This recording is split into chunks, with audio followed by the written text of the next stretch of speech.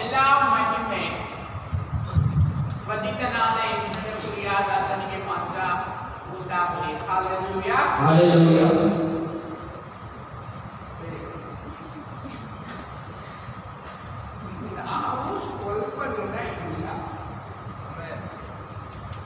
ನಾವು ಸ್ವಲ್ಪ ಜನ ಇಲ್ಲ, ನಾವೆಲ್ಲ ಇದ್ದೀವಿ. ಹಲ್ಲೆಲೂಯಾ. ನಾವು ಸ್ವಲ್ಪ ಜನ ಇಲ್ಲ. ಹಲ್ಲೆಲೂಯಾ. ಎಲ್ಲ ಮಹಿಮೆ ಪರಿಶುದ್ಧಾತ್ಮನಿಗೆ ಮಾತ್ರ.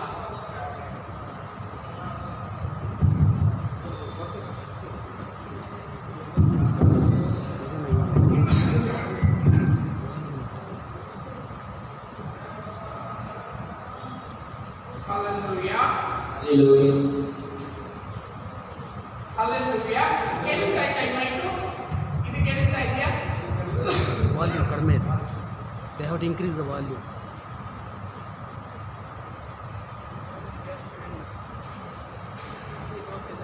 That is okay, but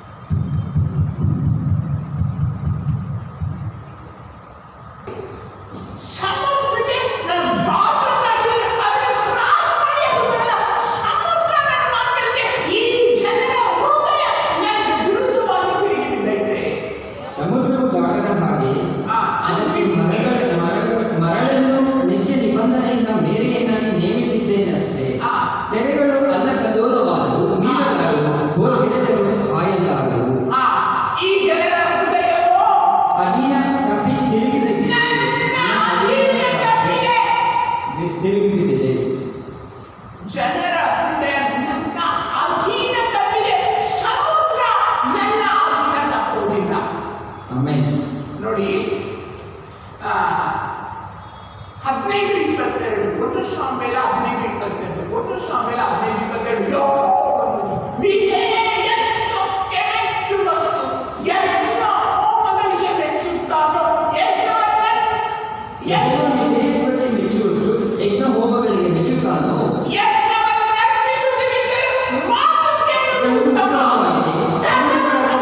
ವಿಧೇಯತ್ವವು ವಿಶೇಷವಾಗಿದೆ.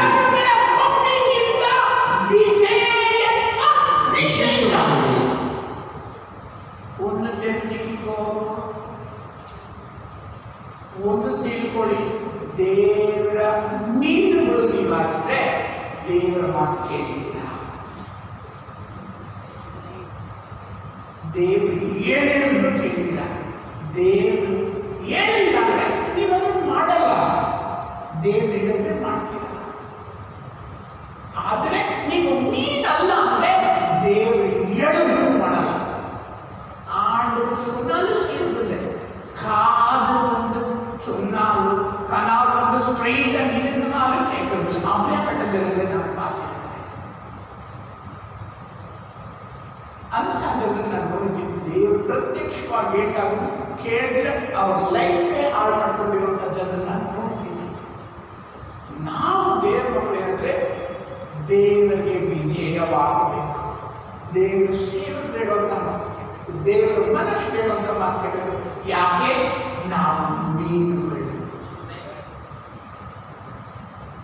ಎಲ್ಲಿದ್ದಾರೆ? ಹಲ್ಲೆಲೂಯಾ. ನಂಬರ್ 1 ಏನು? ಅದು ಸಮುದ್ರದಲ್ಲಿರುತ್ತೆ. ಸಮುದ್ರ ಅಂದ್ರೆ ಏನು? ವಾಕ್ಯ. ಈ ವಾಕ್ಯದ ಒಳಗಡೆನೇ ಇರುತ್ತೆ ಜೀವನ. ವಾಕ್ಯದ ಒಳಗಡೆ ಇರುತ್ತೆ ಜೀವನ. ಮೀನುಗಳಿಗೆ ದೇವರ ವಾಕ್ಯದಲ್ಲಿ ಇಲ್ಲ ಅಂದ್ರೆ ಮಾಡಲ್ಲ. ದೇವರ ವಾಕ್ಯದಲ್ಲಿ ಬರ್ತದೆ ಇಲ್ಲ ಮಾಡ್ತಾರೆ. ದೇವರ ವಾಕ್ಯದಲ್ಲಿ ಬರ್ತದೆ ಇಲ್ಲ ಅಂದ್ರೆ ಮಾಡಲ್ಲ. ದೇವರ ವಾಕ್ಯ ಏನಿರುತ್ತೋ ಅದನ್ನಷ್ಟೇ ಕೇಳಬೇಕು. ಯಾರು ಮೀನುಗಳು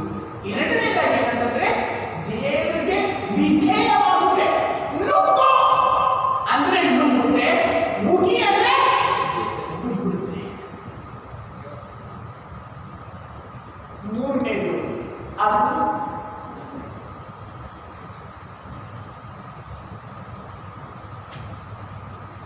ನಿಮ್ಗೆ ಒಂದು ಹಾಡು ಗೊತ್ತಾ? ಮೀನುಗಾರ ಪೇಟದ ನಾಮಂದು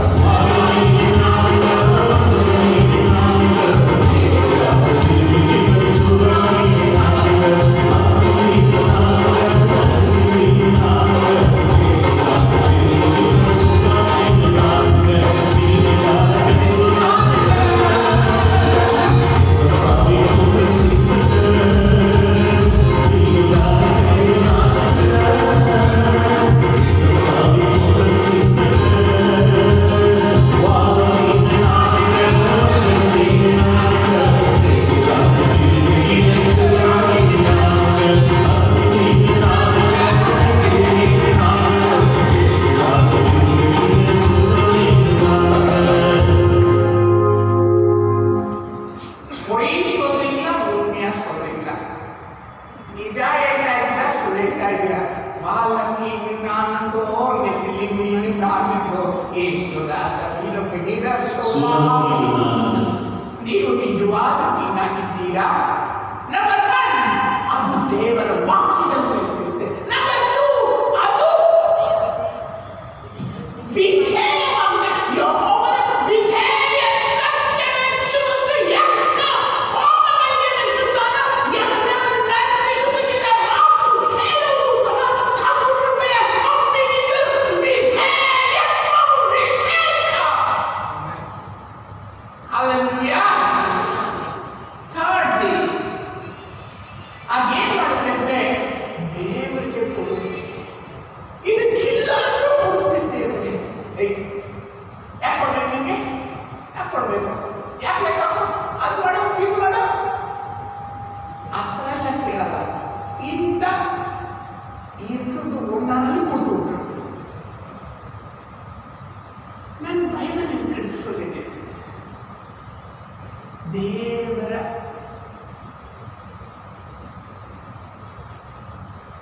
ಇದಕ್ಕಿಲ್ಲ ಅಂತ ಕೊಟ್ಬಿಡುತ್ತೆ. ನನ್ನ ಬೈಬಲಲ್ಲಿರೋದು ಹೇಳ್ತಾ ಇರೋದು ಯಾವುದು? ಮತ್ತಾಯ 17ನೇ ವಚನ. ಮತ್ತಾಯ 17ನೇ ವಚನ. ಪೇತ್ರ ಬಾಯಿಲೆ ಬಾಯಿಲೆ ಏನಪ್ಪ ಇದು? ಅವರು ಗಲಿಲಾಯ ಹಲೋ ಅಲ್ಲ, ರಾಜರಿಂದ ಸುಖ ತಕ್ಕೊಳ್ತಾರ, ಮಕ್ಕಳಿಂದ ರಾಜ ಸುಖ ತಗೊಳ್ತಾರ, ಬೇರೆಯವರಿಂದ ಸುಖ ತಕ್ಕೊಳ್ತಾರ ಅಂತ ಸ್ವಾಮಿ ಕೇಳ್ತಾರೆ. ಅದಕ್ಕೆ ಪೇತ್ರ ಹೇಳ್ತಾರೆ ಅಂದ್ರೆ ಮಕ್ಕಳಿಂದ ತಗೊಳ್ಳೋದ, ಬೇರೆಯವರಿಂದ ಟ್ಯಾಕ್ಸ್ ತಗೊಳ್ಳೋದು ಅಂತ ಹೇಳ್ತಾರೆ. ಸರಿ ಹೋಗಿ ಬಿಡಪ್ಪ, ನಮ್ಮ ವಿಷಯದಲ್ಲಿ ಅವ್ರು ಬೇಜಾರು ಮಾಡ್ಕೋಬೇಕು. ನೀನು ಹೋಗು ಸಮುದ್ರಕ್ಕೆ, ನೀನು ಗಾಳಾಗಿ ಫಸ್ಟ್ ಸಿಗುವಂತ ಮೀನ ತೆಗಿ. ಯಾಕೆ ಫಸ್ಟ್? ಯಾಕೆ ಫಸ್ಟ್? ಫಸ್ಟ್ ಅಂದ್ರೆ ನಮ್ಮ ಜೀವಿತದ ಪ್ರಥಮ ಯೌವನ ಪ್ರಾಯ, ಚಿಕ್ಕ ವಯಸ್ಸು. ಪ್ರಥಮ ಅಂದ್ರೆ ಏನು? ಚೊಚ್ಚಲತನ, ಅಥವಾ ಬೆಳಗಿನ ಜಾವ ಎದ್ದಿದ ತಕ್ಷಣ, ಅಥವಾ ಮೊದಲನೇ ತಾರೀಕು ಸಂಬಳ ಬರೋದು, ಎಲ್ಲದರಲ್ಲೂ ಪ್ರಥಮ ಈ ಮೀನು. ಅದೇನ್ ಮಾಡುತ್ತೆ? ನೀನು ಆ ಮೀನು ಹೋಗಿ ಗಾಳ ಹಾಕ್ಬಿಟ್ಟು ಆ ಮೀನ ಹಿಡಿ, ಅದರಲ್ಲಿ ಒಂದು ಕಾಯಿ ಸಿಗುತ್ತೆ. ಅದೇನ್ ಮಾಡುತ್ತೆ ಅಂತಂದ್ರೆ ನನಗೋಸ್ಕರನೇ ಇಟ್ಕೊಂಡಿದೆ. ಯಾರಿಗೋಸ್ಕರ? ಸೊಲ್ಲದು. ಯಾರಿಗೋಸ್ಕರ ಇಟ್ಕೊಂಡಿದೆ? ಯಜ್ಞದ ಕುರಿಯಾದ ಆತನು ಬರ್ತಾನೆ, ಸೃಷ್ಟಿಕರ್ತ ಬರ್ತಾ ಇದ್ದಾನೆ, ಆತನ ಅನ್ನ ಕೇಳ್ತಾನೆ,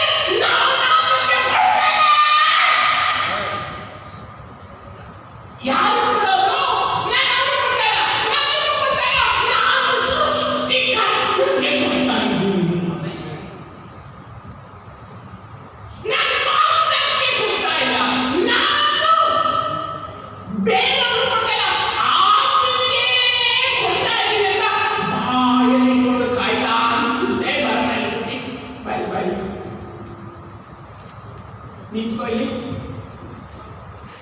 ನಿಂತ್ಕೊ ಕಡೆ. ಹಿಂಗಮ್ಮ ಹಿಂಗೆ ಬಾಯಿ ಸ್ವಲ್ಪ ದಮ್ಮ ಮಾಡು.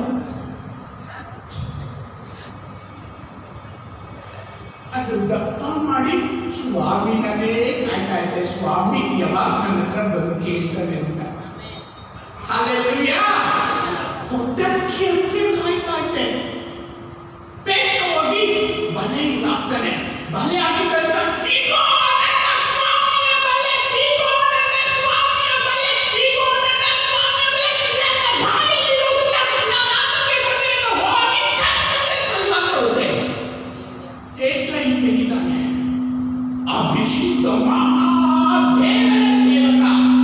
ಯಾರು? ಪೇತ್ರ. ಮಹಾದೇವರ ಸೇವಕ, ಮಹಾದೊಡ್ಡ ಸಭಾಧ್ಯಕ್ಷ, ಪರಲೋಕದಲ್ಲಿನ ಸಭೆಯ ಸ್ತಂಭ. ಇವ್ನು ಹೋಗಿ ಬಲೆನ ಹಾಕ್ಬಿಟ್ಟು ತೆಗಿತಾನೆ. ಗಾಳನ ಹಾಕ್ಬಿಟ್ಟು ತೆಗೆದು ನೋಡಿದಾಗ ಅಲ್ಲದು ನಗ್ತಾ ಕೊಡುತ್ತೆ ಸ್ವಾಮಿಗೆ. ಜೋರಾಗಿ ಜೋರಾಗಿ ಜೋರಾಗಿ ಜೋರಾಗಿ ಜೋರಾಗಿ.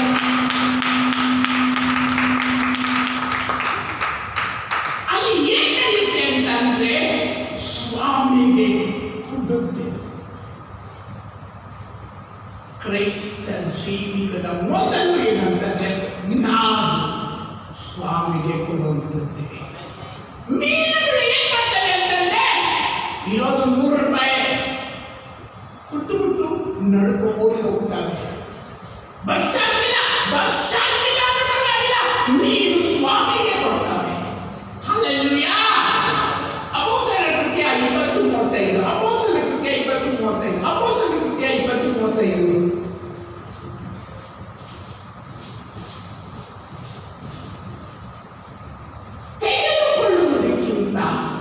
ತೆಗೆದುಕೊಳ್ಳುವುದಕ್ಕಿಂತ ಎಲ್ಲ ವಿಷಯಗಳಲ್ಲಿ ನಾನು ನಿಮಗೆ ಮಾದರಿ ತೋರಿಸಿದ್ದೆ. ತೆಗೆದುಕೊಳ್ಳುವುದಕ್ಕಿಂತ ಕೊಡುವುದೇ ಹೆಚ್ಚಿನ ಭಾಗ್ಯ ಅಂತ. ತೆಗೆದುಕೊಳ್ಳುವುದಕ್ಕಿಂತ ಕೊಡುವುದೇ ಹೆಚ್ಚಿನ ಭಾಗ್ಯ ಅಂತ ಈ ಮೀನು ಗೊತ್ತಾಗುತ್ತೆ. ಯಾವ ಮೀನಿಗೆ? ದೇವ ಭಕ್ತಿಯುಳ್ಳ ಮೀನುಗಳಿಗೆ. ಎಲ್ಲರಿಗೂ ಗೊತ್ತಾಗುತ್ತೆ.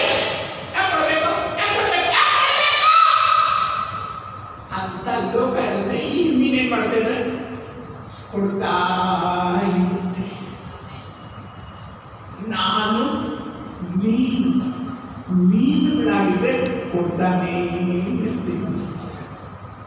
ಶರ ಮೀನು ನಾನಲ್ಲೋ, ಮೆದುಳೆ ಮೀನು ನಾನಲ್ಲೋ.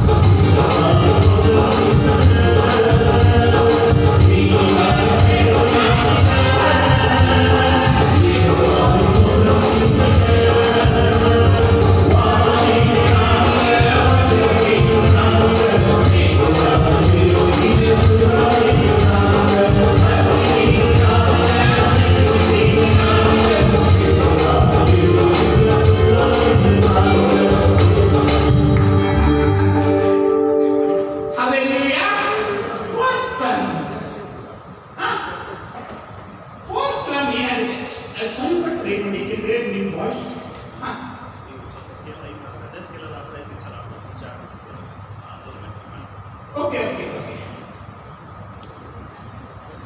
ಅಯ್ಯ ಅವ್ರಿಗೂ ಮ್ಯೂಸಿಕ್ಗೂ ಆ ಸ್ಪೀಕರ್ಗಳಿಗೂ ಸರಿಯಾಗುತ್ತೆ.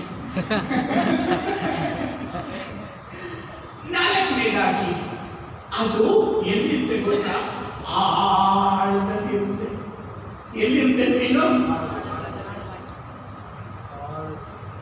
5ನೇ ಅಧ್ಯಾಯ 4ನೇ ವಚನ ಲೂಕ. ಮೀನು ಎಲ್ಲಿರುತ್ತೆ ಅಂದ್ರೆ ಆಳ ಸಮುದ್ರದಲ್ಲಿರುತ್ತೆ. ಆಮೇಲೆ ಮಾತಾಡುವುದನ್ನು ಮುಗಿಸಿದ ಮೇಲೆ ಸೀಮೋನನಿಗೆ ಆಳವಾದ ಸ್ಥಳಕ್ಕೆ ದೋಣಿಯನ್ನು ನಡೆಸಿ ಆಳವಾದ ಸ್ಥಳಕ್ಕೆ ದೋಣಿ ನಡೆಸು. ಮೀನು ಬೇಟೆಗಾಗಿ ನಿಮ್ಮ ಬಲೆಗಳನ್ನು ಹಾಕಿರಿ ಎಂದು ಹೇಳಿ. ನಾನು ಕೇಳೋ ಕ್ವಶನ್, ಪೇತ್ರ ದಡದಲ್ಲಿ ಹಾಕಿದ್ನ? ಇಲ್ಲ. ಆಳವಾದ ಸ್ಥಳ. ಪೇತ್ರ ದಡದಲ್ಲಿ ಹಾಕಿರ್ಲಿಲ್ಲ. ಪೇತ್ರ ಯಾಕೋಬ ಯೋಹಾನ ಒಂದು 2 ಕಿಲೋಮೀಟರ್ ಡೀಪಲ್ಲಿ ಅವ್ರು ಹಾಕಿರ್ಲಿಲ್ಲ. ಅವರು ಮೀನುಗಾರರು ಜಾಸ್ತಿ ಡೀಪ್ ಆಗಿ ಹಾಕ್ತಾರೆ. ಪೇತ್ರ ನಿಮ್ಗೆ ಇನ್ನ ಗೊತ್ತಿಲ್ಲ, ಕ್ರೈಸ್ಟ್ ಎಲ್ಲಿರ್ತಾರೆ ಗೊತ್ತಾ? ಇನ್ನೂ ಡೀಪ್ ಆಗೋದು. ಅಲ್ಲಿ ಇರ್ತಾರೆ ಕ್ರಿಶ್ಚಿಯನ್ರು. ಎಲ್ಲ ಕ್ರಿಶ್ಚಿಯನ್ ಅಲ್ಲ, ಎಲ್ಲ ಮೇಲ್ಮೇಲ್ಗಡೆ ಕ್ರಿಶ್ಚಿಯನ್, ಎಲ್ಲ ಮೇಲ್ಮೇಲ್ಗಡೆ ಕ್ರಿಶ್ಚಿಯನ್, ಎಲ್ಲ ಮೇಲ್ಗಡೆ. ಏನು ಡ್ರೆಸ್ಸು, ಏನು ಟೈ, ಏನು ಕೋಟು, ಏನು ಮೇಕಪ್ಪು, ಎಲ್ಲ ಮೇಲ್ಮೇಲ್ಗಡೆ. ವಾಮನ ಬಂದ್ರೆ ಮಾತ್ರ ಏಂಜಲ್ಸ್, ನೆಕ್ಸ್ಟ್ ಡೇ ಡೆವಿಲ್. ಆಮೇಲೆ ಬರೋಣ ಕೊಂಡಟಿ ಭಯ, ಕೊಂಡಟಿ ಭಯ. చర్చలు మొత్తం ఏం చేస్తూ వెళ్ళిపోనాక 2 కేములు ఇచ్చినాము. హల్లెలూయా. పేరు ಬೇರೆ ಇಲ್ಲಿ ವಾಕ್ಯದಲ್ಲಿ ಇವರು ಎಲ್ಲಿದ್ದಾರೆ? ಆಳ ಸಮುದ್ರದಲ್ಲಿ. ಆಚೆ ಕಾಣಿಸ್ಕೊಳ್ಳಲ್ಲ. ಪೀಟರ್, ನಿಮಗೆ ಗೊತ್ತಾ? ಆಳ ಸಮುದ್ರದಲ್ಲಿ ದೊಡ್ಡ ದೊಡ್ಡ ಬೇರುಗಳಿದ್ದಾವೆ, ದೊಡ್ಡ ದೊಡ್ಡ ಡಾಲ್ಫಿನ್ಸ್ ಇದ್ದಾವೆ, ದೊಡ್ಡ ದೊಡ್ಡ ಲಿಂಗ ಕಾಲುಗಳಿದ್ದಾವೆ, ದೊಡ್ಡ ದೊಡ್ಡ ಮೀನುಗಳಿದ್ದಾವೆ. ಆಚೆ ಬರಲ್ಲ. ಕಾಣಿಸ್ತಿದ್ದರೆ ಕೆಲವು ಸ್ಪಿರಿಚುವಲ್ ಲೈಫ್ ಆ ಥರ ಇರುತ್ತೆ. ಏನು ಕಾಣಿಸ್ಕೊಳ್ಳಲ್ಲ, ಮುಟ್ಟಿ ನೋಡಿದ್ರೆ ಮುಗಿದೋಯ್ತದೆ. ಅಷ್ಟು ಡೀಪ್ ಆಗಿರ್ತಾರೆ. ಈ ಡೀಪ್, ಈ ಆಳವಾದ ಪ್ರೀತಿನ ದಾನಿಯೇಲ ನೋಡ್ತಾನೆ. ದಾನಿಯೇಲ ನೋಡ್ಬಿಟ್ಟು ದಾನಿಯೇಲ ಏನ್ ಮಾಡ್ತಾನೆ ಅಂದ್ರೆ ಕೀರ್ತನೆ 63ನೇ ಅಧ್ಯಾಯ 3ನೇ ವಚನ ಅವನು ಎಕ್ಸ್ಪೀರಿಯನ್ಸ್ ಮಾಡ್ತಾನೆ. ಕೀರ್ತನೆ 63ನೇ ಅಧ್ಯಾಯ 3ನೇ ವಚನ. ಯಾರು? ದಾನಿಯೇಲ. ನಿನ್ನ ಪ್ರೇಮಾನುಭವವು ಜೀವಕ್ಕಿಂತಲೂ ಶ್ರೇಷ್ಠ. ನಿನ್ನ ವಾಸನೆ ಎಷ್ಟು ಶ್ರೇಷ್ಠ ಅಂದ್ರೆ ಜೀವಕ್ಕಿಂತಲೂ ಶ್ರೇಷ್ಠ. ಒಬ್ರು ಫೋನ್ ಮಾಡ್ಬಿಟ್ಟು ಎಂಥ ಸೀಕ್ರೆಟ್ ಹೇಳ್ಕೊಟ್ಟಿದ್ವಿ ನನಗೆ, ಸಾಯೋ ತನಕ ಈ ಮೊಣಕಾಲಿನ ಪ್ರಾರ್ಥನೆ ಬಿಡಲ್ಲ. ಯಾಕೆಂತಂದ್ರೆ ಪ್ರಾಣಕ್ಕಿಂತಲೂ ಶ್ರೇಷ್ಠ ಈ ಪ್ರಯಾಣ. ಏನಂದ್ರೆ ದೇವಾದಿದೇವನ ಮುಖಾಮುಖಿಯಾಗಿ ಸಂಧಿಸುವಂತ ಸಮಯ. 2 ಗಂಟೆ 3 ಗಂಟೆ ಮೇಲ್ಪಟ್ಟು ಬೆಳಿಗ್ಗೆ ಹೋಗಿ ಎಂದು ಕುತ್ಕೊಳ್ಳೋದು, ಫೇಸ್ ಟು ಫೇಸ್ ನೋಡುವಂತ ಪ್ರಭು ಕ್ರೈಸ್ತತ್ವ. ಆಳ ಸಮುದ್ರಕ್ಕೆ, ಆಳ ಕ್ರೈಸ್ತತ್ವಕ್ಕೆ, ಆಳವಾದಂತ ಧೈರ್ಯ ಪ್ರೀತಿಗೆ ಹೋಗ್ತಾರೆ. ಗ್ರಹಿಸಲು ನೋಡಿ, ಎಫೆಸ್ ಪತ್ರಿಕೆ 3ನೇ 18ನೇ ವಚನ. ಎಫೆಸ್ ಅವರಿಗೆ ಬರೆದ ಪತ್ರಿಕೆ 3ನೇ 18ನೇ ವಚನ. ಎಫೆಸ್ 3:18. ನೀವು ದೇವರ ಪ್ರೀತಿಯಲ್ಲಿ ನೆಲೆಗೊಂಡು ನಿಂತು ಅದರ ಅಗಲ, ಉದ್ದ, ಎತ್ತರ, ಆಳ ಎಷ್ಟೆಂಬುದನ್ನು ದೇವರನ್ನು ಗ್ರಹಿಸಲು ಜ್ಞಾನದಲ್ಲಿರುವ ಕ್ರಿಸ್ತನ ಪ್ರೀತಿಯನ್ನು ತಿಳ್ಕೊಳ್ಳಲು ಭಕ್ತಿ, ಗ್ರಹಿಸಲು ಜ್ಞಾನಕ್ಕೆ ಮೀರುವ ಕ್ರಿಸ್ತನ ಪ್ರೀತಿ. ಆಮೆನ್.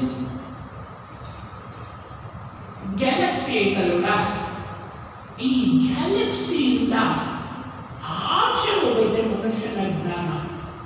34 ವರ್ಷದಿಂದ ಒಂದು ಸ್ಯಾಟಲೈಟ್ ಈಗಲೂ ವರ್ಕ್ ಮಾಡ್ತಾ ಇದೆ. 34 ವರ್ಷದಿಂದ.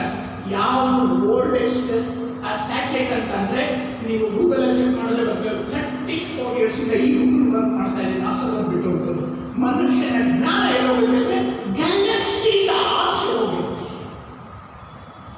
ಅದನ್ನ ಗ್ರಹಿಸ್ತಾ ಇದೆ. ಬಟ್ ಅದಕ್ಕಿಂತಲೂ ಗ್ರಹಿಸಲು ಜ್ಞಾನಕ್ಕೆ ಮೀರಿದು ಒಂದೇ, ಅದು ಯಾವ? ಕ್ರಿಸ್ತನ ಪ್ರೀತಿ.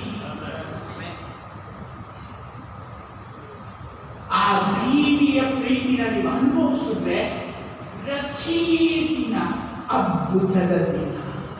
ಎವರಿಗೆ ಆ ಪ್ರತಿ ದಿನ ಮಿರಾಕಲ್ಸ್ ಡೇ ಆಗಿರುತ್ತೆ, ಅದ್ಭುತಗಳ ದಿನ ಆಗಿದೆ. ಬೆಳಿಗ್ಗೆ ಜಾವ ಯಾವಾಗ ಬರುತ್ತೋ ದೈವಿಯ ಪ್ರೀತಿಯಲ್ಲಿ ನಾವು ಪ್ರಾರ್ಥನೆ ಮಾಡೋದು.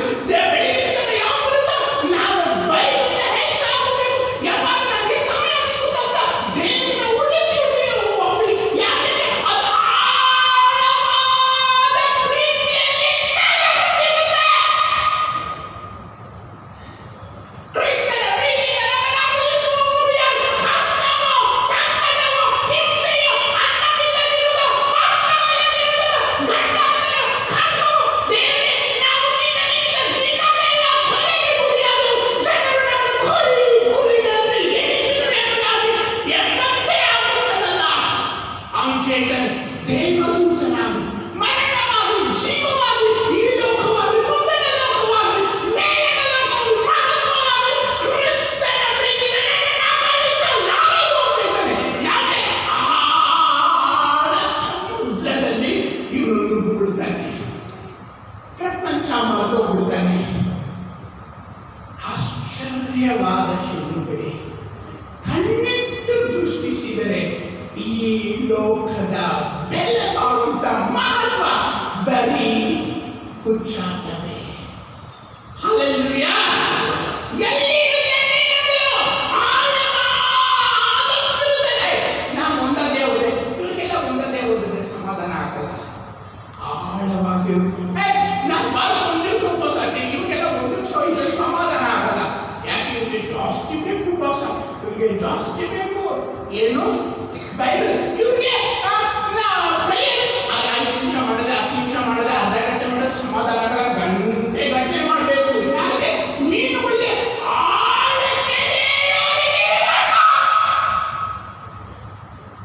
ಮೀನುಗಳು ಏನು ಆಳ ಧೈರ್ಯ ಪ್ರೀತಿ ಎಂಬ ಸಮುದ್ರದಲ್ಲಿ ನುಗ್ಗಿ ವಿಹರಿಸ್ತಾ ಇದ್ದಾವೆ. ಬೇಕಾ? ಎಲ್ಲಿಂದ ಗೊತ್ತಾ? ನಿಜವಾದ ಮೀನುಗಳು ಆಳ ಸಮುದ್ರದಲ್ಲಿ ಧೈರ್ಯ ಪ್ರಸನ್ನದಲ್ಲಿ ತೇಲಾಡ್ತಾ ಇರುತ್ತೆ. ನಾನು ನೋಡಿದ್ದೀನಿ. ಬಾ, ನೀವು ಗೊತ್ತಿದ್ರೆ ಆಳಕ್ಕೆ ನಾನು ಗಮನಕ್ಕೆ ನೋಡೋಣ. ಮತ್ತಾಯ ಕೇಳುತ್ತಾ ಇದ್ದಾನೆ. ಆ ಮೀನೆಸರು ಏನು ಗೊತ್ತಾ? ಮತ್ತಾಯ ಮತ್ತೆ ಆ ಮೀನೆಸರು ಏನು ಗೊತ್ತಾ? ಮೇರಿ, ಆ ಮೀನೆಸರು ಏನು ಗೊತ್ತಾ? ರೂತ್, ಆ ಮೀನೆಸರು ಏನು ಗೊತ್ತಾ? ಎಸ್ತೇರ. ನೋಡು ಎಷ್ಟು ದೊಡ್ಡ ಮೀನುಗಳು. ಯಾಕೆ? ಅದು ಧೈರ್ಯ ಪ್ರೀತಿಯಲ್ಲೇ.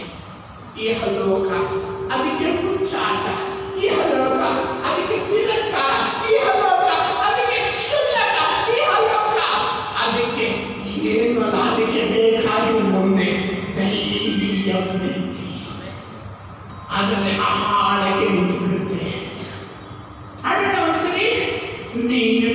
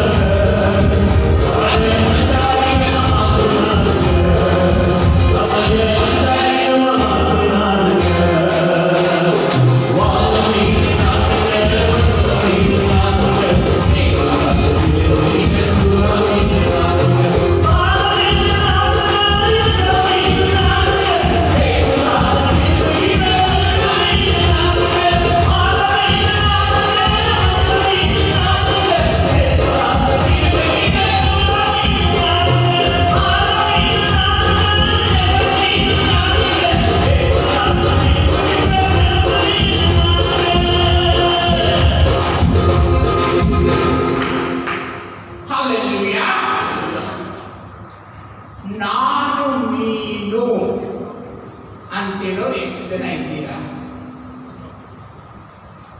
ನಾನು ಬೇಗ ಮುಗಿಸ್ತೀನಿ ಪ್ರಸಂಗನ, ಆದ್ರೂ ಇನ್ನ 1 hour ಮಾತಾಡ್ತೀನಿ.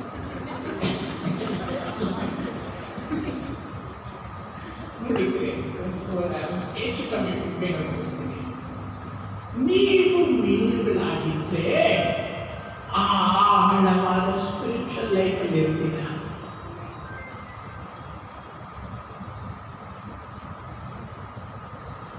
ಈ ಲೋಕ, ಆ ಲೋಕದಿಂದ ದೂರ ಇರ್ತೀರ. ಇನ್ನು ಲೋಕದಲ್ಲಿ, ಇನ್ನು ಉಲಗದಿಂದ ನೀವು ದೂರ ಇರ್ತೀರ. ಯಾವುದು 5th ನಾ 6th ಗೊತ್ತಿಲ್ಲ. ನೀನೇನ್ ಮಾಡುತ್ತೆ ಅಂದ್ರೆ ದೇವರನ್ನ ತೃಪ್ತಿ ಪಡಿಸುತ್ತೆ. ಏನ್ ಮಾಡುತ್ತೆ? ತೃಪ್ತಿ ಪಡಿಸುತ್ತೆ. ಲೋಕ 24ನೇ ಅಧ್ಯಾಯ 41ನೇ ವಚನ. ಲೋಕ 24ನೇ ಅಧ್ಯಾಯ 41ನೇ ವಚನ. ಆದರೆ ಅವರ ಸಂತೋಷದ ದೆಸೆಯಿಂದ ಇನ್ನೂ ನಮ್ಮಲ್ಲಿ ಆಶ್ಚರ್ಯ ಪಡುತ್ತಿರಲಿಲ್ಲ. ಆತನು ತಿನ್ನತಕ್ಕ ಪದಾರ್ಥವೇನಾದರೂ ಇಲ್ಲಿ ನಿಮಗುಂಟೋ ಎಂದು ಅವರನ್ನು ಕೇಳಲು ಅವರ ಸುಟ್ಟ ಮೀನಿನ ಒಂದು ತುಂಡನ್ನು ಆತನಿಗೆ ಕೊಟ್ಟರು. ಒಂದು ನಿಮಿಷ. ಕೆಲವರು ಏನಂತ ಹೇಳ್ತಾರೆ ಅಂದ್ರೆ, ಯೇಸು ಸ್ವಾಮಿ ಎದ್ದ ನಂತರ ನಾನು ಬದುಕಿದ್ದೀನಿ ಅಂತ ಪ್ರೂಫ್ ಮಾಡಕ್ಕೆ ಮೀನಿನ ತಿಂದ್ರು ಅಂತ ಹೇಳ್ತಾರೆ. ಅದು ತಪ್ಪಾದ ಒಂದು ಕಲ್ಪನೆ. ಸ್ವಾಮಿ ಹೊಟ್ಟೆ ಹಸುವಾಗಿತ್ತು. ಕಾರಣ ಏನಂತಂದ್ರೆ ಶಿಲುಬೆನ ಪಟ್ಟಿದ್ರು, ಶಿಲುಬೆನ ಅನುಭವಿಸಿದ್ರು. ಜನ ಇವ್ರನ್ನ ಒಡೆದಿಟ್ಟು ಇವ್ರಿಗೆ ಬಾಯಾರಿಕೆ ಆಗಿತ್ತು. ಊಟ ಇರಲಿಲ್ಲ, ನೀರಿರಲಿಲ್ಲ. ಇವರು ಲೋಕದಲ್ಲೇ 40 ದಿವಸ ತಿರುಗ್ತಾ ಇದ್ರು. ಆ ಟೈಮಲ್ಲಿ ಹೊಟ್ಟೆ ಹಸುವಾಗಿದೆ. ಅವಾಗ ಅವ್ರು ಹೇಳ್ತಾರೆ, ಪ್ರೂಫ್ ಮಾಡಕ್ಕಿಲ್ಲ, ಹೊಟ್ಟೆ ಹಸುವಿಗೆ ತಿಂತಾರೆ. ನಿಮ್ಮಲ್ಲಿ ಏನಾದರೂ ತಿನ್ಲಿಕ್ಕಿದೆಯಾ ಅಂತ ಹೇಳಿದಾಗ ಒಂದೇ ಒಂದು ರೊಟ್ಟಿನೇ ಅವ್ರ ಇರೋದು, ಒಂದೇ ಒಂದು ಮೀನಿನ ತುಂಡು. ಅದನ್ನು ತಕ್ಕೊಂಡಾಗ ಅದು ತೃಪ್ತಿಗೊಳ್ತಾನೆ. ಅದರ ಅರ್ಥ ಏನು? ಮೀನು ಸ್ವಾಮಿನ ತೃಪ್ತಿಗೊಳಿಸುತ್ತೆ.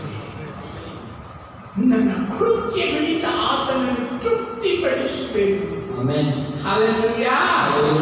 ನಿನ್ನ ಜೀವನದಲ್ಲಿ ನಿನ್ನ ಕೃತ್ಯ ಆತನಿಗೆ ತೃಪ್ತಿಪಡಿಸಬೇಕು.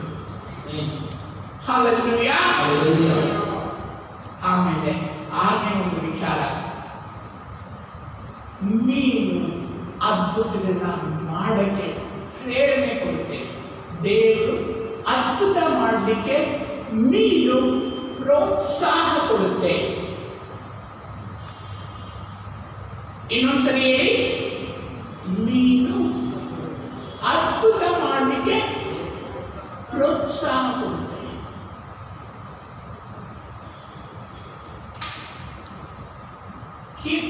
ಯಾವುದು? ಯೋಹಾನ 6ನೇ ಅಧ್ಯಾಯ 12ನೇ ವಚನ. ಯೋಹಾನ 6:12.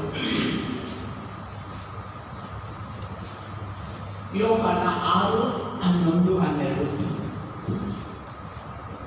ತರುವಾಯ ಯೇಸು ಆ ರೊಟ್ಟಿಗಳನ್ನು ತೆಗೆದುಕೊಂಡು ದೇವರ ಸ್ತೋತ್ರ ಮಾಡಿ ಕೂತ್ಕೊಂಡವರಿಗೆ ಹಂಚಿಕೊಟ್ಟನು.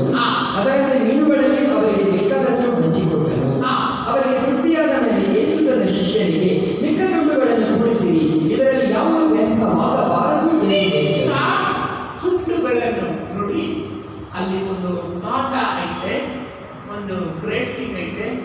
ಇವುಗಳಲ್ಲಿ ತಟ್ಟೆಯಲ್ಲಿ ಪ್ಲೇಟಲ್ಲಿದೆ,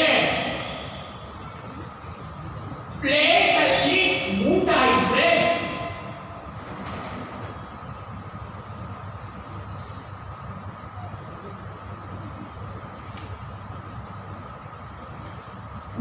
ಇದ್ರೆ ಬೈಬಲ್ ಹೇಳ್ತಾ ಇದೆ, ಇವುಗಳಲ್ಲಿ ಯಾವುದು ವ್ಯರ್ಥ ಆಗಬಾರದು.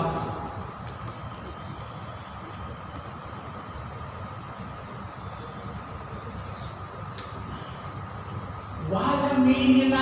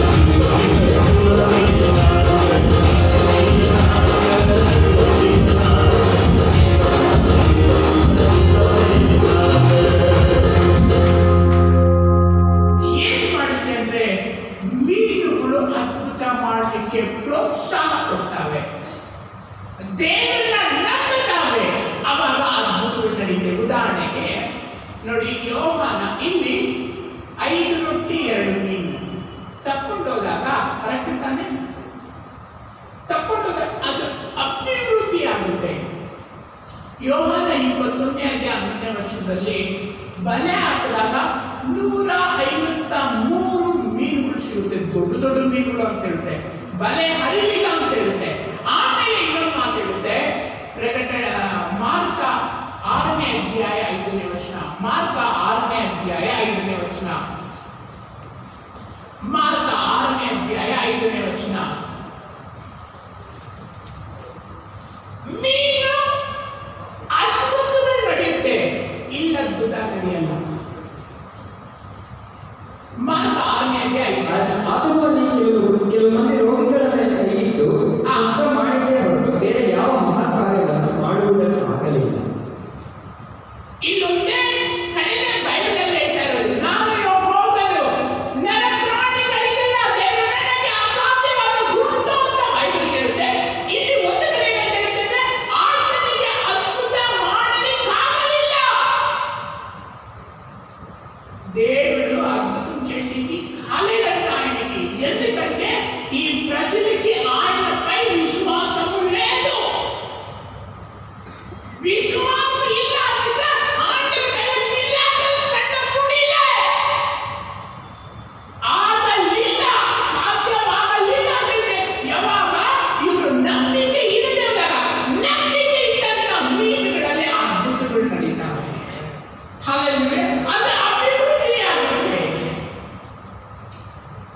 ಎಷ್ಟು? 2 ಹಬ್ಬ 5 ಹಬ್ಬ 2 ಮೀನುಗಳು.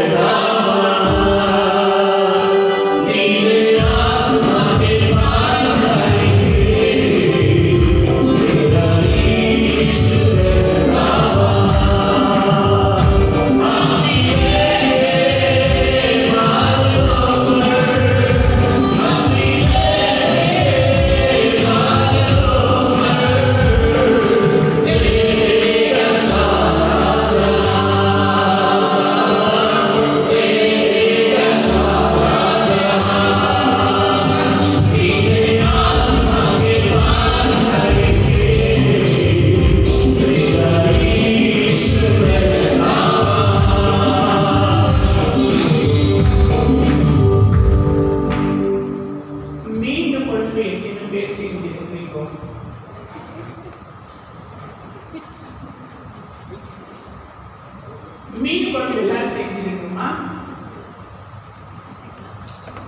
சரியாங்கப்பா உப்பு போட்டு இருப்பீங்களா இல்லையா?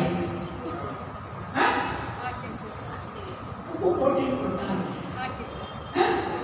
அது எங்க இருக்குது? கடல் உள்ள உப்பு இருக்குதோ இல்லையோ? இருக்குதோ இல்லையோ? அதை எடுத்து குடிக்க முடியுமா? அந்த அளவுக்கு உப்பு இருக்கு. ಅಷ್ಟೇ ಮಟ್ಟಿಗೆ ಉಪ್ಪಿರುತ್ತೆ. ತೆಗೆದು ಒಂದು ಲೋಟ ಪುಡಿ ಕಾಗಲು ಅಷ್ಟು ಕರೆಕ್ಟ್ ತಾನೆ. ಇದನ್ನು ಉಪ್ಪಿನ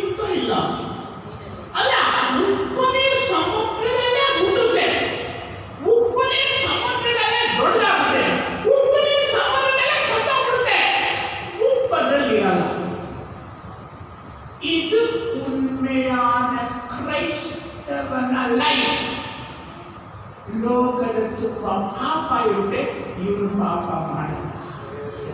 ಲೋಕದ ತುಂಬ ಕೆಟ್ಟತನ ಇರುತ್ತೆ, ಇವನು ಕೆಟ್ಟತನ ಮಾಡಲ್ಲ. ಲೋಕ ತುಂಬ ಸುಳ್ಳಾಗಿರುತ್ತೆ, ಇವನು ಸುಳ್ಳು ಹೇಳಲ್ಲ. ಲೋಕದ ತುಂಬ ವ್ಯಭಿಚಾರ ಇರುತ್ತೆ, ಇವನು ವ್ಯಭಿಚಾರ ಮಾಡಲ್ಲ. ಲೋಕದ ತುಂಬ ಅನ್ಯಾಯ ಇರುತ್ತೆ, ಇವನು ಅನ್ಯಾಯ ಮಾಡಲ್ಲ. ಯಾಕೆ? ಇವನು ಬೇಡ.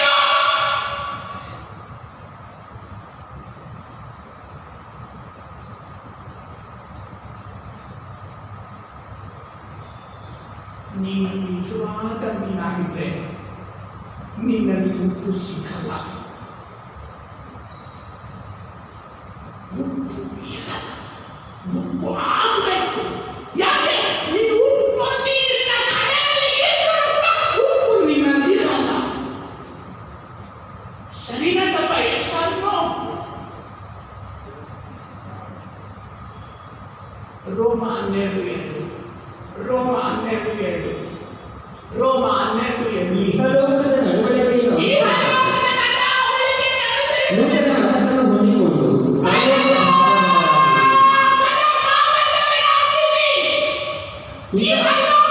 ನೋಡಿ, ನಮ್ಮ ಡ್ರೆಸ್ ನೋಡಿ, ಹೆಂಗಿದೆ ನಮ್ಮ ಸ್ಟೈಲು.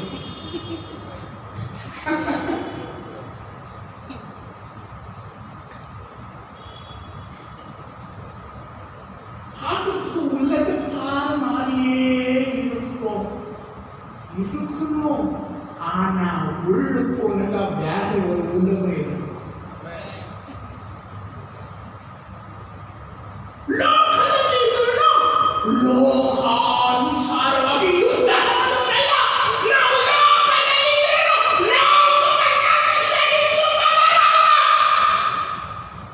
ನಿಜವಾದ ಕ್ರೈಸ್ತ ಪರಲೋಕ ಭಾಗದವನಾಗಿದ್ದಾನೆ. ಇಹಲೋಕಾಚಾರಕ್ಕೆ ಅನುಸಾರವಾಗಿ ನಡೆಯುವವರಲ್ಲ. ಕೊಲೊಸ್ಸೆ 3:2 ಕೊಲೊಸ್ಸೆ 3:2 ಮೇಲಿರುವಂತವುಗಳ ಮೇಲೆ ಮನಸ್ಸಿಡಿರಿ,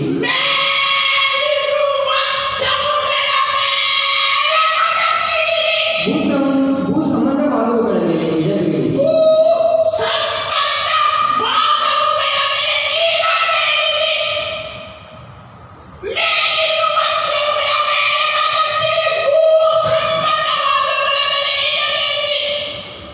ಭೂಮಿಯಲ್ಲೇ ಇರುತ್ತೆ, ಅದರ ಆಸೆಯೆಲ್ಲ ಪರಲೋಕದ ಸಂಬಂಧ ಆಗುತ್ತದೆ. ಇದು ಸಮುದ್ರದಲ್ಲಿರುತ್ತೆ, ಉತ್ಪನ್ನವೇ ಇರಲ್ಲ. ಈ ಕ್ರೈಸ್ತ ನಿಜವಾದ ಮೀನು, ನಿಜವಾದ ಕ್ರೈಸ್ತ ಭೂಲೋಕದಲ್ಲಿದ್ದಾರೆ. ಆದರೆ ಇವನ ಸ್ವಭಾವ, ಇವನ ಆಂತರ್ಯ ಪರಲೋಕದಲ್ಲೇ ಇರುತ್ತೆ. Hallelujah, hallelujah. ಸಿದ್ಧನಾಗು, ಸಿದ್ಧನಾಗು ಬೇಗ, ಸಿದ್ಧನಾಗು ಆಚೆ ನಡೆದ ಯಾತ್ರೆಗಾಗಿ. ಸಿದ್ಧನಾಗು, ಸಿದ್ಧನಾಗು ಬೇಗ.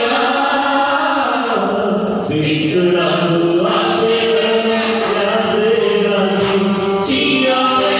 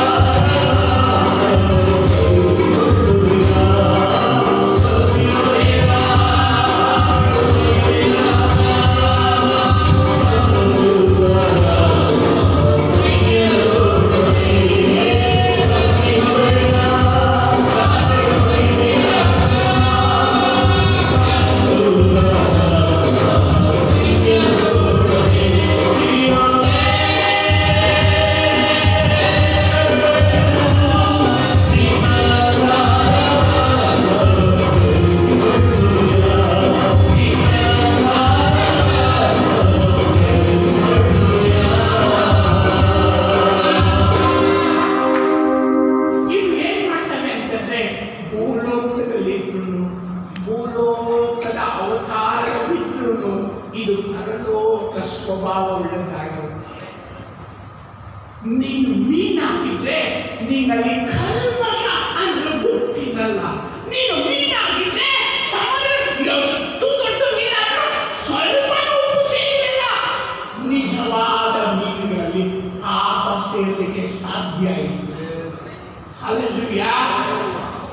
ಕಾಲಗಳು ಇನ್ನಿಲ್ಲ, ದಿನಗಳು ಕಳೆಯಿತು, ಕರ್ತನ ಬರುವಿಕೆ ಹತ್ತಿರವಾಯಿತು.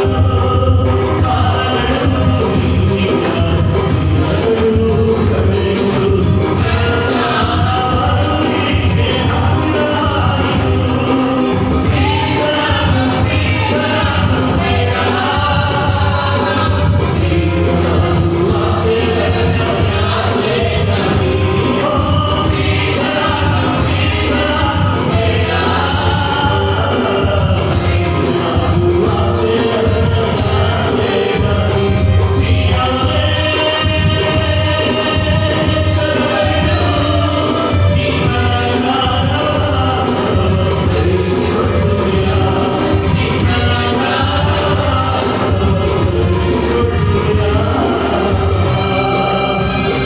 ಇನ್ನೊಂದೆರಡು ಪಾಯಿಂಟ್ ಐತೆ ಇಲ್ಲಿ ಮುಗಿಸ್ತೀನಿ. ಅದು ಸ್ವಲ್ಪ ಟೈಮ್ ತಗೊಳ್ಳುತ್ತೆ. ಒಂದೆರಡು ಪಾಯಿಂಟ್ ಅಷ್ಟೇ. ನೋಹ ಸಮುದ್ರದಲ್ಲಿ ನಾವೆ ಕಟ್ಟಾನೆ. ನಾವೆ ಕಟ್ಟಿದಾಗ ಮೀನು ಬಂತ?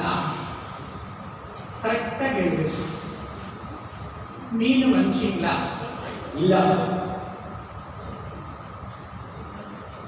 ಮೀನು ಬರಲಿಲ್ಲ. ಕರೆಕ್ಟ್ ತಾನೆ? ಮೀನು ಬರಲೆ. ಆದಿಕಾಂಡ 7:22.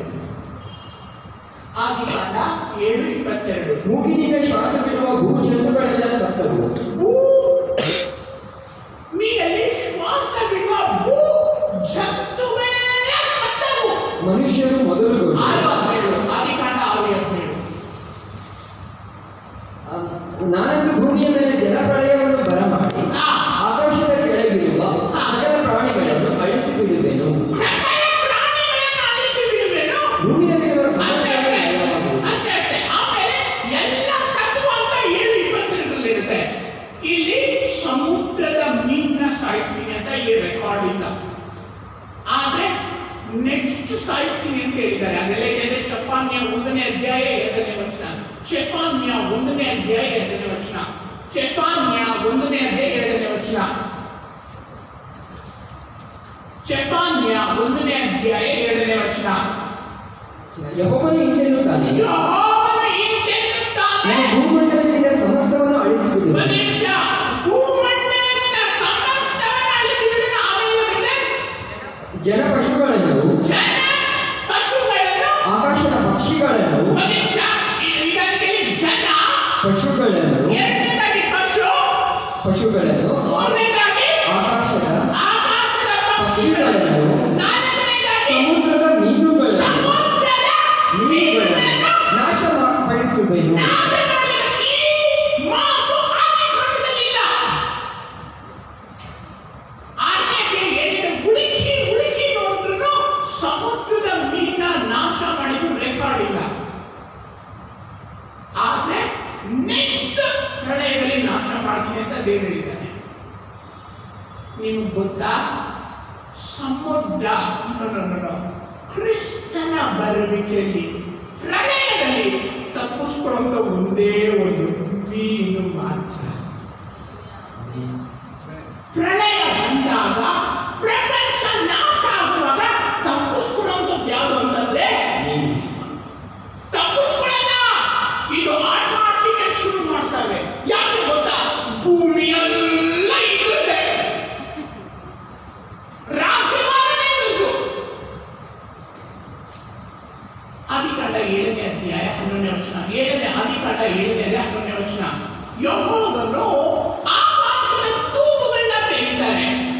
ನೋಹನ ಜೀವಮಾನದ ಆ. 600ನೇ ವರ್ಷದ 2ನೇ ತಿಂಗಳ 17ನೇ ದಿನದಲ್ಲಿ ದಿನದಲ್ಲಿ ಭೂಮಿ ಕೆಳಗಿರುವ ಸಾಗರದ ಸೆಲೆಗಳು ಹೊಡಿತಾರೆ. ಒಂದು ನಿಮಿಷ. ಸಾಗರದ ಸೆಲೆಗಳು ಹಿಂಗೆ ಹೊಡೆದಾಗ ನೀರು ಹಂಗೆ ಬರ್ತಾ ಇರುತ್ತೆ. ನಿಧಾನಕ್ಕೂ ಜಾಸ್ತಿ ಆಗ್ತಾ ಹೋಗುತ್ತೆ. ನಮಗೂ ಮೇಲ್ಗಡೆಯಿಂದ ಮಳೆ ಬೀಳ್ತಾ ಇರುತ್ತೆ. ಸುನಾಮಿ ಎದ್ದೇಳಲ್ಲ. ಸುನಾಮಿ ಎದ್ದಾಗಲೇ ಮೀನುಗಳು ತೊಂದರೆ ಆಗುವುದು. ದೊಡ್ಡ ದೊಡ್ಡ ಚಂಡಮಾರುತ ಬರಲ್ಲ. 8ನೇ ಅಧ್ಯಾಯದಲ್ಲಿ ಹೇಳುತ್ತೆ ದೇವರು ಗಾಳಿನ ಬಿಸಿ ಮಾಡಿದ್ರು ಅಂತ. ಗಾಳಿ ಇಲ್ಲ ಅಂದ್ರೆ ಚಂಡಮಾರುತ ಎದ್ದೇಳಲ್ಲ. ಗಾಳಿ ಇಲ್ಲ ಅಂತಂದ್ರೆ ಏನದು ದೊಡ್ಡ ದೊಡ್ಡ ಸುನಾಮಿಗಳು ಬರಲ್ಲ. ಸುನಾಮಿಗಳು ಬಂದ್ರೇನೆ ಮೀನುಗಳು ಸಾಯೋದು. ಇಲ್ಲಿ ಗಾಳಿನ ಬೇರೆ ಸ್ಟಾಪ್ ಮಾಡ್ತಾರೆ. ಎರಡನೇದಾಗಿ ಕೆಳಗೆ ನೀರು ಕೋಮ್ ಮಾಡ್ತಾರೆ. ಮೂರನೇದಾಗಿ ಮಳೆ ಬೀಳ್ತಾರೆ. ಅಂದ್ರೆ ಮೀನುಗಳಿಗೆ ತೊಂದರೆ ಆಗಲ್ಲ, ಬೇರು ನೋಡ್ಕೊಳ್ತಾರೆ. ಆಮೇಲೆ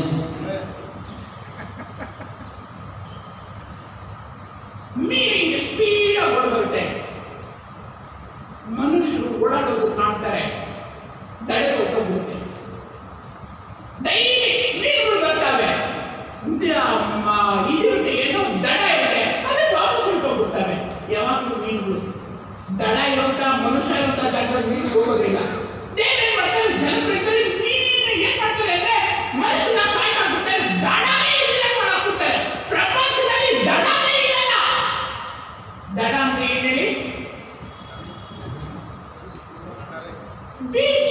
ಬೀಚ್ ಅನ್ನೋದೇ ಇಲ್ಲ. ಕರೆ ಅನ್ನೋದೇ ಕರೆಯಲ್ಲ. ಬೀಚ್ ಅನ್ನೋದೇ ಇಲ್ಲ. ಮೀನ್ ಏನ್ ಮಾಡ್ತಾ ಗೊತ್ತಾ, 100 ಕಿಲೋಮೀಟರ್ ಸ್ಪೀಡ್ ಅಲ್ಲಿ ಹೋಗ್ತಾವೆ ಕೆಲವು ಮೀನುಗಳು. ಇಲ್ಲಿ ಅಟ್ಲಾಂಟಿಕ್ ಓಷನ್ ಇಂದ ಪ್ರಾರಂಭ ಮಾಡಿ ಇಂಡಿಯನ್ ಓಷನ್ ಸ್ಪೀಡ್ ಆಗಿ ಬರ್ತಾರೆ. ಕಂಟ್ರೋಲ್ ಮಾಡೋರೇ ಇಲ್ಲ. ಲಿಮಿಟೇಷನ್ ಅನ್ನೋದೇ ಇಲ್ಲ. ಆಮೇಲೆ ಇಡೀ ಭೂಮಿನ ರೌಂಡ್ ಆಗ್ತಾ ಮೌಂಟೇನ್ ಪರ್ವತದ ಮೇಲೆ ಹೋಗಿ ಬರ್ತವೆ. ಯಾಕೆ? ಫುಲ್ಲು ನೀರು. ಪ್ರಳಯ ಬಂದಾಗ ಸಂತೋಷ ಪಡೋದು ಯಾರಂದ್ರೆ ಮೀನ ಹಾಗಿರೋ ಕ್ರಿಸ್ತರು. ಯಾಕೆಂದ್ರೆ ಇವರೇ ಸಂತೋಷ. ರಾಜ್ಯಭಾರನೇ ಇವತ್ತು. ಯಾವುದು ನೆಲೆ ಇರಲ್ಲ, ಯಾವುದು ತೆರೆ ಇರಲ್ಲ, ಯಾವುದು ಬಾರ್ಡರ್ ಲೈನ್ ಇಲ್ಲ, ಇವುದೇ ರಾಜ್ಯಭಾರ. ಕ್ರಿಸ್ತನ ಬದಲಿಗೆಯಲ್ಲಿ ರಾಜ್ಯಭಾರ ದೇವರ ಮಕ್ಕಳು. ಕ್ರಿಸ್ತನ ಬದಲಿಗೆ ಅವ್ರಿಗೆ ಬಾರ್ಡರ್ ಲೈನ್ ಅನ್ನೋದಿಲ್ಲ. ಫುಲ್ ಪ್ರಪಂಚ ಫುಲ್ ಉತ್ಸಾಹದಿಂದ ಕೂಗಾಡುತ್ತದೆ ಇವರು. 35ನೇ ವಚನ, ಏಷಾಯ 35 ಏಷಾಯ 35 ಯೆಹೋವನು ವಿಮೋಚಿಸಿದವರು ಹಿಂದಿರುಗಿ ಶಾಶ್ವತ ಸಂತೋಷವೆಂಬ ಕಿರೀಟವನ್ನು ಧರಿಸಿಕೊಂಡು ಉತ್ಸಾಹದೊಡನೆ ಜೀವನಿಗೆ ಸೇರುವ ತೊಲಗಿ ಹೋಗುವುದು. ಮಲಾಕಿಯ ಗೊತ್ತಾಗುತ್ತೆ. ಮಲಾಕಿಯ 4ನೇ ವಚನ, ಮಲಾಕಿಯ 4ನೇ ವಚನ, ಮಲಾಕಿಯ 4:2.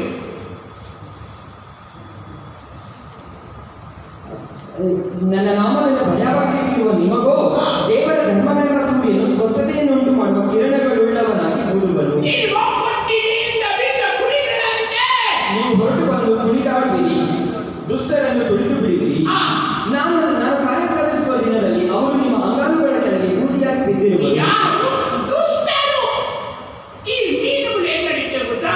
ನೋಹನ ಜಲಪ್ರಳಯದಲ್ಲಿ ಸಂತೋಷ ಪಟ್ಟಿದ್ದು, ನೋಹನ ಜಲಪ್ರಳಯದಲ್ಲಿ ಸಂಭ್ರಮ ಪಟ್ಟಿದ್ದು, ನೋಹನ ಜಲಪ್ರಳಯದಲ್ಲಿ ಸಂತೋಷ ಏನು ಸಂಭ್ರಮ ಪಟ್ಟಿದ್ದು ಒಂದೇ ಯಾವ್ದಂದ್ರೆ ಮೀನು ಮಾತ್ರ. ಕ್ರಿಸ್ತನ ಬರುವಿಕೆಯಲ್ಲಿ ಸಂಭ್ರಮ ಪಡುವಂಥದ್ದು ನಾವು ಮಾತ್ರ. ಆಮೆನ್. ಹಮ್ಮಿಲೇಗೆ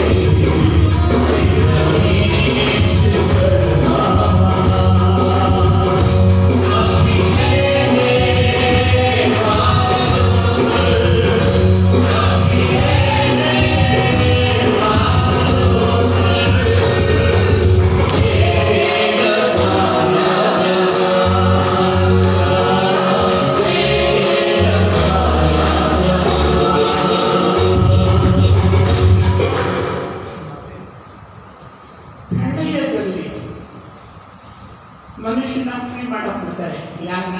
ಪರಿಶುದ್ಧನ, ನೀತಿವಂತನ, ಭಕ್ತಿವಂತನ, ಒಳ್ಳೆ ಕ್ರೈಸ್ತನ, ಒಳ್ಳೆ ಸೇವಕನ, ದೇವರು ಫುಲ್ ಫ್ರೀ ಮಾಡಿಬಿಡ್ತಾರೆ. ದೇವರು ಸಂಪೂರ್ಣವಾಗಿ ಇವ್ರದೇ ಆಡಳಿತ ಮಾಡ್ತಾರೆ. ನಾವು ಆತನೊಡನೆ ಸತ್ತಿದ್ದರೆ ಆತನೊಡನೆ ಜೀವಿಸಬೇಕು, ಸಹಿಸಿಕೊಳ್ಳೋದಾದ್ರೆ ಆತನೊಡನೆ ಆಳಬೇಕು. ಆಳ್ವಿಕೆ ಇನ್ನೇನು ಒಂದು ಪ್ರಳಯದಲ್ಲಿ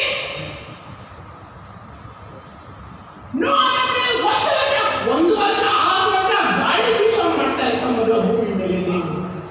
ಹಲ್ಲೆಲೂಯಾ. ನೋಹನ ಪ್ರಳಯಕ್ಕೆ ತಪ್ಪಿಸಿಕೊಂಡದ್ದು ನೀವು ಮಾತ್ರ. ಕ್ರಿಸ್ತನ ಬರುವಿಕೆಯಲ್ಲಿ ಸಂತೋಷಪಟ್ಟು ತಪ್ಪಿಸಿಕೊಂಡು ಎದ್ದಲ್ಪಡೋದು ನಾವು ಮಾತ್ರ. ಹಲ್ಲೆಲೂಯಾ. ಕೊನೆಗೊಂದು, ನೀವು ಮೀನುಗಳ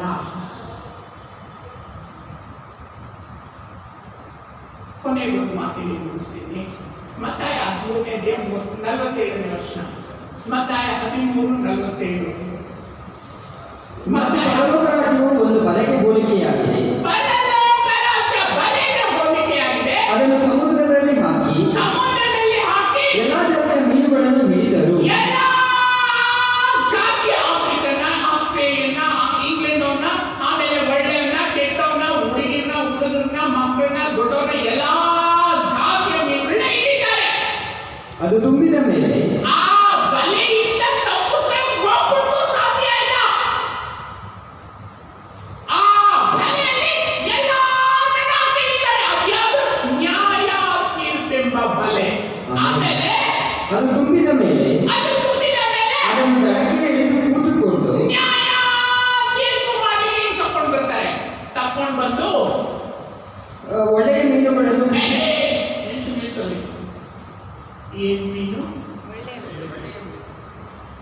ಎಲ್ಲರೂ ಎದೆ ಮೇಲೆ ಇಟ್ಕೊಳ್ಳಪ್ಪ. ನಾವೀಗ ಅಲ್ಲ, ನಿಮ್ಮ ಮನ್ಸಲ್ಲಿ ನೀವೇ ಹೇಳ್ಕೊಳ್ಳಿ, ನಾನು ಒಳ್ಳೆ ಮೀನ. ಕರೆಕ್ಟ್ ಅಲ್ಲಿದ್ರಯ್ಯ? ನಾನು நல்ல ಮೀನ.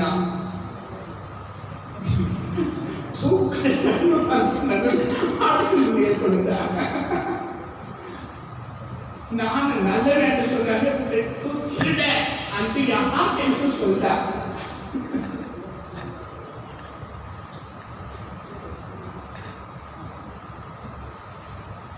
ಏನಿರುತ್ತೆಯ್ಯ? ಒಳ್ಳೆಯ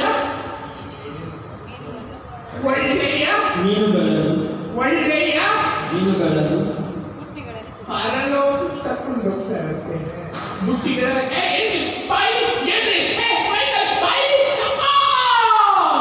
ಧಣಿಯ ಸೌಭಾಗ್ಯದಲ್ಲಿ ಸೇವಿಸುತ್ತಿದ್ದಾರೆ. ಎಲ್ಲಿ? ಧಣಿಯ ಸೌಭಾಗ್ಯದಲ್ಲಿ. ಧಣಿಯ ಸೌಭಾಗ್ಯದಲ್ಲಿ ಸೇರಿಸುವುದ. ಅಯ್ಯ, ನಲ್ಲ ಮೀನುಗಳ ನೀವು ಒಳ್ಳೆ ಮೀನ ತೆಗೆದು ಬುಟ್ಟಿಯಲ್ಲಿ ಹಾಕಿ ಆಮೇಲೆ ಬುಟ್ಟಿಗಳಲ್ಲಿ ತುಂಬಿಕೊಂಡು ಕೆಟ್ಟ ಮೀನುಗಳನ್ನು ಬಿಸಾಕಿ ಬಿಟ್ಟರು. ಹಾಗೆ ಈ ಯುಗದ ಸಮಾಪ್ತಿಯಲ್ಲಿ ಆಗುವುದು. ಯುಗದ ಸಮಾಪ್ತಿಯಲ್ಲಿ ಕೆಟ್ಟ ಮೀನುಗಳನ್ನ ನರಕಕ್ಕೆ ಹಾಕ್ತಾರೆ, ಒಳ್ಳೆ ಮೀನುಗಳನ್ನ ಪರಲೋಕಕ್ಕೆ ಅಂತರಿಕ್ಷದಲ್ಲಿ ತಕೊಂಡು ಹೋಗ್ತಾರೆ. ಅಪ್ಪ, ಅಮ್ಮ, ಬ್ರದರ್, ಸಿಸ್ಟರ್, ಒಳ್ಳೆ ಮೀನಾಗಿ ಜೀವಿಸು. ಆಮೆನ್. ಮೀನುಗಾರ ಬೇಡರು ನಾವು ನಿಮ್ಗೆ ಯೇಸು ವಿಮೋದ ಜೀಸಕ ಮೀನುಗಾರ ಬೇಕರು ನಾನಕ ಯೇಸು ವಿಮೋದ ಜೀಸಕ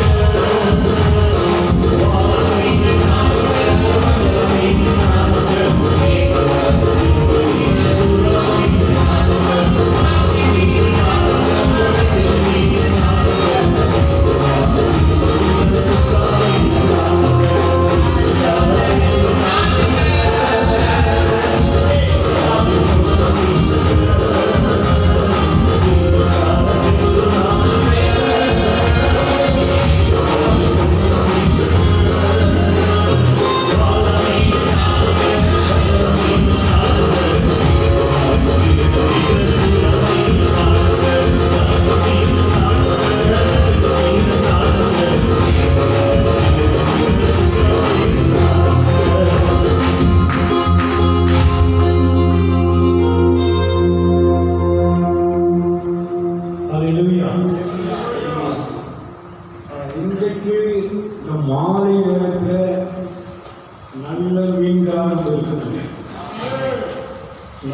மனசாட்சியில் கையை வச்சு மற்றவங்க சொல்ல வேண்டிய அவசியம் இல்லை. நம்ம மனசாட்சி நமக்கு சொன்ன போதும் நான் நல்லவனா இருக்கிறேன்னா. கடலில் இருக்கிற மீன் பற்றி சொன்னாரு, அது ஜீவிய காலம் கடல் தான் இருக்குது. அந்த கடல் தண்ணி உப்பு, நம்ம குடிக்க முடியாது. ஆனால் அந்த கடல் நீர் இருக்கிற மீன் உப்பு இல்லாமல் இருக்குது. நம்ம வாழ்க்கையில், உலக வாழ்க்கையில் நாம் எப்படி இருக்குங்க, ஆண்டவருக்கு பிரியமாக இருக்கணும், பாவம் இல்லாதவர்களாக இருக்கணும், பரிசுத்தமாக இருக்கணும், தேவன் விரும்புகிறபடி இருக்கணும். அப்படி இருந்தால் சகலமும் வெற்றியாக மாறும். அல்லேலூயா. இந்த தோல்வி வெற்றியாக மாறும். ஆமென். அதனால நல்லவைகளை எடுத்துக்கிட்டு பொல்லாதவைகளை போட்டாங்க. அதுபோல நம்ம நல்லவைகளாக மாறலாம். கர்த்தர் நம்மை ஆஸ்வதிப்பார். எல்லா கண்களை மூடுவோம். கேட்ட வார்த்தையின்படி கவனிலே, நம் ஜனம் குறைவாக இருந்தாலும் நிறைவான வசனத்தை கற்றுக் கொடுத்தோம். நிறைவான வசனத்துக்காக எல்லா கரைகளை கற்று மேம்படுத்துவோம்.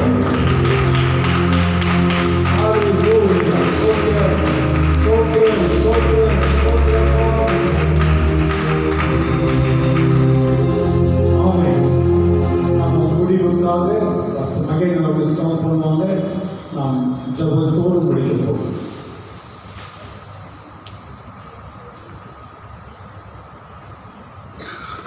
கண்களை மூடி ஜெபிக்கலாம்.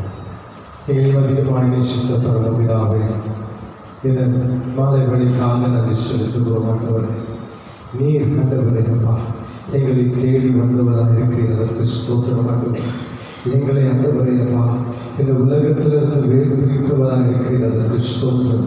உங்களுக்கு இன்னும் வேறு பிரித்து ஆண்டவரே உங்கள் கரத்தில் வைத்துக் கொண்டிருக்கிறதே அதற்கு ஸ்தோத்திரம். ஆண்டவரே, எப்படி 5 மீன் 2 ஆண்டவரே 2 ஆண்டவரே அப்பா மீன் 5 ரொட்டியை ஆண்டவரே தெய்வ ஸ்தோத்திரம் செய்து விட்டு கொடுத்தீரே, அப்படி எங்களை ஆண்டவரே இந்த மாலை வேளையில் ஆண்டவர் தெய்வ ஸ்தோத்திரம் செய்து ஆண்டவரே உங்கள் வார்த்தையினாலே நிறைத்து எங்களை ஆண்டவரே அல்லேலூயா இந்த ஜனங்களுக்குள் மத்தியிலே நீங்கள் அனுப்புவதற்காக நன்றி செலுத்துகிறோம். ஆண்டவரே, உங்கள் தேவதாசன் வார்த்தை மூலமாய் தேவ ரகசியங்களின் வார்த்தை ஆண்டவரே அப்பா தேவன் அவர்களுக்குள் தேவ ரகசிய ஞானம் இருக்கும் என்று சொன்ன வார்த்தையின்படியே உங்களுக்குள் தேறிய மகனே தேவ ரகசிய ஞானத்தை வைத்திருப்பதற்காக நன்றி செலுத்துகிறோம். ஆண்டவரே, இந்த தாசனை எடுத்து இன்னும் அநேக ஜாதி ஜனங்களுக்கு பயன்படுத்த வேண்டும் என்று செபிக்கிறோம். தகப்பனே, நல்ல மீன்களை போல ஆண்டவரே பரலோகம் ஆண்டவரே எங்களை சேர்க்கும்படியாய் நாங்கள் எங்களை ஒப்பு கொடுக்கிறோம். ஆண்டவரே,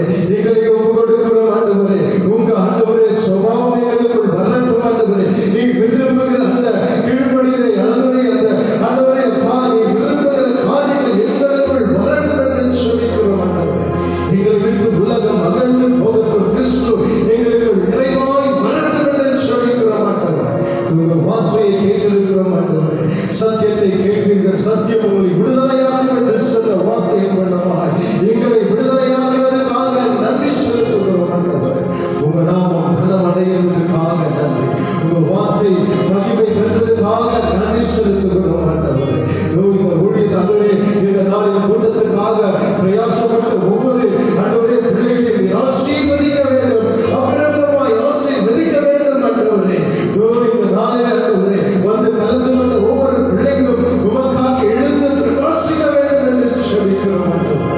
எல்லா துதியும் கனமும் மகிமையும் செலுத்தி இயேசுவின் நாமத்தில் செபிக்கிறேன். ஜீவனுள்ள நல்ல பிதாவே,